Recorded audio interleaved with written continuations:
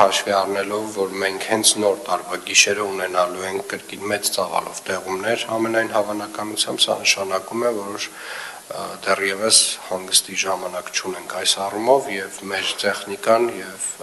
մեր հերթապահները պետք է պատրաստ լինեն, որպեսզի քաղաքը լինի անցանելի։ Այնուամենայնիվ ուզում եմ նաև արձանագրել, որ երկրորդային որոշ փողոցներում, մասնավորապես բարձրադիր հատվածում դեռևս ունենք խնդիրներ, եւ ես հասկանում եմ, որ ջերմաստիճանի կտրուկ անկման պարագայում շատ դեպքերում աղնու ավազնել չի օգնում, այնուամենայնիվ որոշակի գործողություններ արժի կարծում եմ պլանավորել դրանց հետ կապված, նամանավանդ, որ մենք ունենք դեռևս կրկին սպասվող տեղումներ, որովհետև եթե հիմա նույնիսկ նրանք անցանելի են